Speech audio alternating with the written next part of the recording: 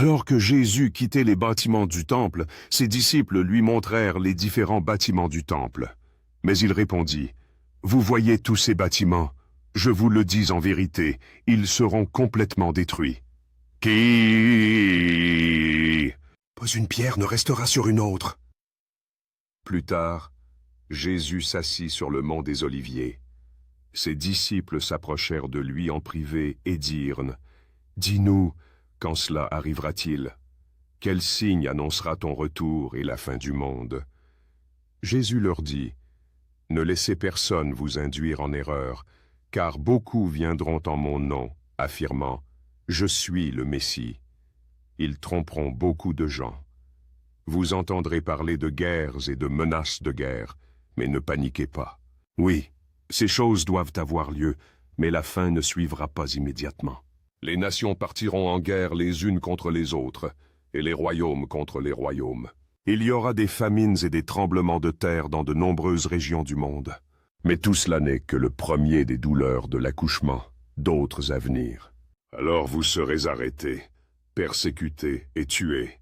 Vous serez haïs dans le monde entier parce que vous êtes mes disciples. Et beaucoup se détourneront de moi, se trahiront et se haïront les uns les autres. De nombreux faux prophètes apparaîtront et séduiront beaucoup de gens.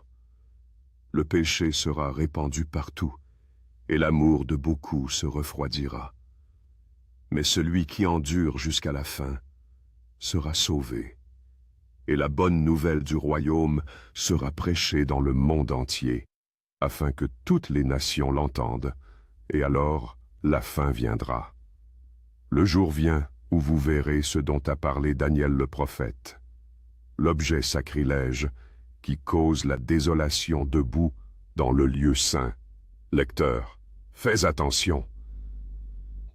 Alors ceux qui sont en Judée doivent fuir vers les montagnes. Une personne sur le balcon d'un toit ne doit pas descendre dans la maison pour faire des valises. Une personne sur le terrain ne doit pas revenir même pour prendre une veste. Comme cela sera terrible pour les femmes enceintes et pour les mères allaitantes à cette époque. Car il y aura une détresse plus grande que jamais depuis le commencement du monde. Et cela ne sera jamais aussi grand à nouveau.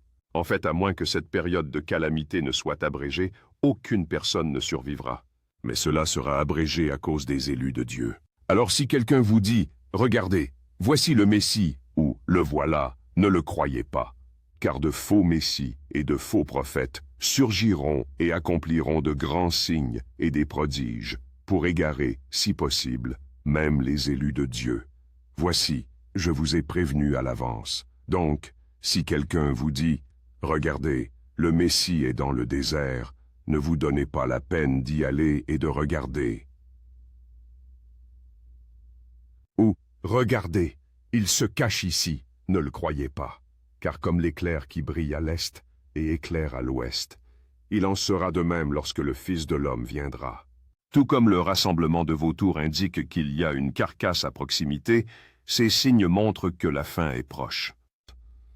Immédiatement après l'angoisse de ces jours-là, le soleil sera obscurci, la lune ne donnera pas de lumière, les étoiles tomberont du ciel, et les puissances des cieux seront ébranlées. Et alors, enfin, le signe que le Fils de l'homme vient apparaîtra dans les cieux, et il y aura un profond deuil parmi tous les peuples de la terre. Et ils verront le Fils de l'homme venir sur les nuages du ciel, avec puissance et grande gloire. Et il enverra ses anges avec le puissant son d'une trompette, et ils rassembleront ses élus des quatre coins du monde, des extrémités les plus éloignées de la terre et des cieux. Maintenant, apprenez une leçon du figuier. Quand ses branches bourgeonnent et que ses feuilles commencent à éclore, vous savez que l'été est proche.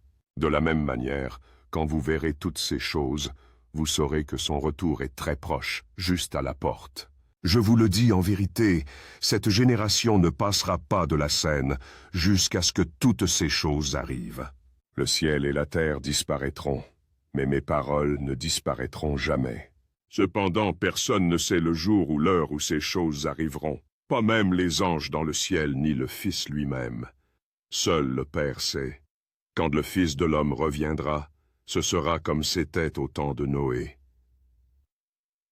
À cette époque avant le déluge, les gens se réjouissaient lors de banquets, de fêtes et de mariages, jusqu'au moment où Noé entra dans son bateau. Les gens ne se rendaient pas compte de ce qui allait se passer jusqu'à ce que l'inondation arrive et les emporte tous. C'est ainsi que cela sera lorsque le Fils de l'homme viendra. 2 hommes travailleront ensemble dans le champ. L'un sera pris, l'autre laissé. 2 femmes moudront de la farine au moulin. L'une sera prise, l'autre laissée. Donc vous aussi, restez alerte, car vous ne savez pas quel jour votre Seigneur vient. Comprenez ceci. Si un propriétaire savait exactement quand un cambrioleur allait venir, il garderait un œil et ne permettrait pas à sa maison d'être cambriolée. Vous devez également être prêts tout le temps, car le Fils de l'homme viendra quand on s'y attend le moins.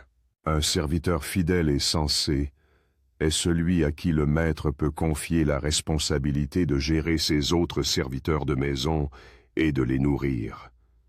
Si le maître revient et constate que le serviteur a bien fait son travail, il y aura une récompense. Je vous le dis en vérité, le maître mettra ce serviteur en charge de tout ce qu'il possède. Mais que se passera-t-il si le serviteur est maléfique et pense « Mon maître ne reviendra pas avant un certain temps » et